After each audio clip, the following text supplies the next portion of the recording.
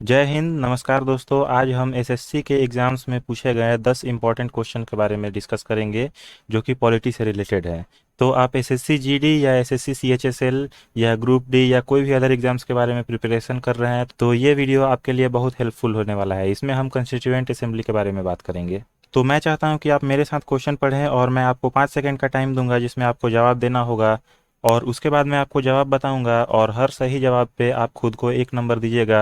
और 10 क्वेश्चन के डिस्कशन के बाद आप लास्ट में मुझे कमेंट में अपने स्कोर को बताइएगा। तो चलिए अब वीडियो स्टार्ट करते हैं और आप इस वीडियो को एक लाइक कर दें। चलिए बढ़ते हैं पहले क्वेश्चन की तरफ। तो दोस्तों, पहला सवाल ये है कि the idea of the constituent assembly was put forward in which year. मतलब कि भारत के लिए एक कंस्टिट्यूएंट असेंबली हो, इस आइडिया को सबसे पहली बार कब रखा गया था। तो इसके लिए मैं आपको 5 सेकंड का टाइम देता हूँ, आप ट्राई कीजिए और हो सके तो मुझे कमेंट में बताइए। तो मैं आशा करता हूँ कि आपने कोशिश किया होगा और इसका सही जवाब है 1934। जी हाँ दोस्तों, सबसे पहली बार कंस्टिट्यूएंट असेंबली के लिए 1934 में प्रस्ताव रखा गया था। और यदि आपका जवाब सही हो तो आप खुद को 1 नंबर दीजिए और चलिए अगले क्वेश्चन की तरफ बढ़ते हैं। तो दूसरा क्वेश्चन ये है, the idea of the constituent assembly was put forward bye.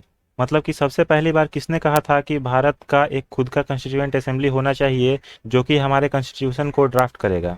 तो इसके लिए भी मैं आपको 5 सेकंड का टाइम देता हूं। आप सोचिए कि सबसे पहले वो कौन से इंसान थे जिन्होंने कॉन्स्टिट्यूएंट असेंबली का प्रस्ताव दिया था। क्या वो जवाहरलाल नेहरू थे या एम एन रॉय थे या बी आर अम्बेडकर थे या सरदार पटेल जी थे। तो मैं आशा करता हूं कि आपने कोशिश किया होगा और इसका सही जवाब है एम एन रॉय। सबसे पहली बार भारत के कॉन्स्टिट्यूएंट असेंबली का प्रस्ताव को एम एन रॉय ने रखा था। और अब ये तो हो गया कि हमारे कॉन्स्टिट्यूएंट असेंबली के प्रस्ताव को किसने और कब रखा था। चलिए बढ़ते हैं अगले क्वेश्चन की तरफ। तो दोस्तों, तीसरा सवाल ये है कि in which year the Indian National Congress demanded a constituent assembly to frame the constitution. तो इसका जवाब काफ़ी आसान है, आप थोड़ा सा दिमाग लगाएंगे तो आपको पता चल जाएगा। मैं आपको 5 सेकंड देता हूं और आप मुझे बताइए कि जवाब क्या होगा। तो देखिए, पिछले सवाल में तो हमने देखा था कि कंस्टिट्यूएंट असेंबली के प्रस्ताव को कब रखा गया था। तो उसका जवाब था 1934। मतलब कि ये दोनों तो पहले ही गलत हो गए। जब 1934 में कॉन्स्टिट्यूएंट असेंबली के प्रस्ताव को एम एन रॉयल ने रखा ही था तो 1919 और ये 32 तो पहले ही गलत हो गया। तो अब आपके पास ये दो ऑप्शंस बचे। तो उस समय उतना भी जल्दी काम नहीं होता था कि जब प्रस्ताव को रखा गया तो उसी साल उसे आगे बढ़ाया जाए। तो इसे आगे बढ़ने में 1 साल का समय लगा था और सही जवाब है इसका 1935। तो मैं आशा करता हूँ कि आपने सही जवाब दिया होगा और ये काफ़ी आसान था। चलिए आगे बढ़ते हैं। तो चलिए अब अगला सवाल यह है कि who stated that the constitution of free India must be framed without outside interference by a constituent assembly elected on the basis of adult franchise. तो देखिए, पहले क्या था कि अंग्रेज खुद को ज़्यादा होशियार समझते थे और भारत के लोगों से ये कहते थे कि भारत इतना बड़ा देश है, आप लोगों से नहीं संभलेगा। तो इसके विरोध में भारत के लोगों ने कहा कि भारत हमारा देश है, हमें जो करना है वो हम कर लेंगे, आप दूर रहिए। और ब्रिटिशर्स से ये डिमांड किया कि भारत का कॉन्स्टिट्यूएंट असेंबली बनाइए और उसमें आपका कोई इंटरफेरेंस नहीं होगा। उसमें जितने भी मेंबर्स होंगे वो प्योरली भारत के होंगे और वो अपने अकॉर्डिंग काम करेंगे। तो भारत के इस प्रस्ताव को आगे बढ़ाने वाले व्यक्ति कौन थे। मैं आपको 5 सेकंड का टाइम देता हूँ, आप ट्राई कीजिए। और मैं आशा करता हूँ कि आपने कोशिश किया होगा और इसका जवाब है जवाहरलाल नेहरू जी। तो यदि आपका जवाब सही है तो आप खुद को दीजिए 1 नंबर। चलिए आगे बढ़ते हैं अगले क्वेश्चन की तरफ। तो अगला सवाल है, when did the constituent assembly was constituted. तो अब तक हमने बात किया कि कॉन्स्टिट्यूएंट असेंबली जो है वो उसका प्रस्ताव कब रखा गया था और कब उसे आगे बढ़ा रहा था, कौन आगे बढ़ा रहा था, वो सब। तो अब ये सवाल है कि हमारा कॉन्स्टिट्यूएंट असेंबली फाइनली बन कब गया। तो इसके लिए भी मैं आपको 5 सेकंड का टाइम देता हूँ, आप कोशिश कीजिए। और मैं आशा करता हूँ कि आपने कोशिश किया होगा और इसका जवाब है 1946। तो इसके प्रस्ताव को 1934 में पहली बार रखा गया था और उसके बाद से 12 साल लगे इसे फाइनली बनने में। मतलब कि 12 साल के रेवोल्यूशन के बाद हमारा कॉन्स्टिट्यूएंट असेंबली फाइनली बना। तो यदि आपने सही जवाब दिया तो आप खुद को दीजिए 1 नंबर और चलिए आगे बढ़ते हैं छठे क्वेश्चन की तरफ।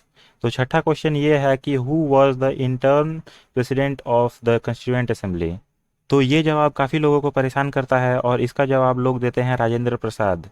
जबकि राजेंद्र प्रसाद इसका सही जवाब नहीं है, हमारे इंटरिम प्रेसिडेंट थे सच्चिदानंद सिन्हा।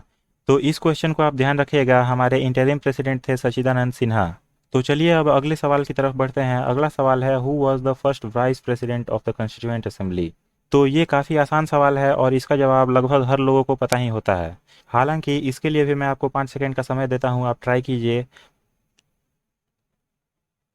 और मैं आशा करता हूँ कि आपने कोशिश किया होगा और इसका जवाब है एच सी मुखर्जी। जी हाँ दोस्तों, हमारे कॉन्स्टिट्यूएंट असेंबली के सबसे पहले वाइस प्रेसिडेंट थे एच सी मुखर्जी। तो इसके बाद चलिए अब अगले सवाल की तरफ बढ़ते हैं। अगला सवाल ये है कि who was the chairman of the drafting committee of the constituent assembly. तो सबसे पहली बात कि हमारे ड्राफ्टिंग कमेटी में कितने मेंबर्स थे। तो यदि आपको नहीं पता तो मैं बता दूं कि उसमें 7 मेंबर्स थे, पर उसमें उनका चेयरमैन कौन था। तो मैं आपको 5 सेकंड का टाइम देता हूं, आप ट्राई कीजिए और मुझे बताइए कमेंट में कि कौन था ड्राफ्टिंग कमेटी का चेयरमैन। तो मैं आशा करता हूं कि आपने कोशिश किया होगा और ड्राफ्टिंग कमेटी के चेयरमैन थे बी आर अम्बेडकर जी। तो मैं आशा करता हूं कि आपने सही जवाब दिया होगा। चलिए बढ़ते हैं अगले क्वेश्चन की तरफ। और अगला क्वेश्चन है who was the chairman of the committee on fundamental rights and minorities. तो पिछला सवाल था ड्राफ्टिंग कमेटी के चेयरमैन कौन थे, और ये सवाल है कि फंडामेंटल राइट्स और माइनॉरिटी के जो कमेटी थी उसके चेयरमैन कौन थे। तो इसके लिए भी मैं आपको 5 सेकंड का टाइम देता हूँ, आप ट्राई कीजिए। और मैं आशा करता हूँ कि आपने कोशिश किया होगा और इसका जवाब है सरदार पटेल। सरदार पटेल जी थे हमारे फंडामेंटल राइट्स के कमेटी के चेयरमैन। तो इसी के साथ साथ चलिए आगे बढ़ते हैं अगले सवाल की तरफ। और अगला सवाल है the first meeting of the constituent assembly was held on. सबसे पहली बार कंस्टिट्यूएंट असेंबली की मीटिंग कब हुई थी। तो इसके लिए भी मैं आपको 5 सेकंड का टाइम देता हूँ, आप ट्राई कीजिए। और हमारा कंस्टिट्यूएंट असेंबली जिसका प्रस्ताव 1934 में रखा गया था और 12 साल बाद वो 1946 में बना था, तो इसकी जो सबसे पहली मीटिंग हुई थी वो 9 दिसंबर 1946 को हुई थी। तो अब मैं आशा करता हूँ कि आपको सारे सवालों के जवाब सही से समझ में आए होंगे।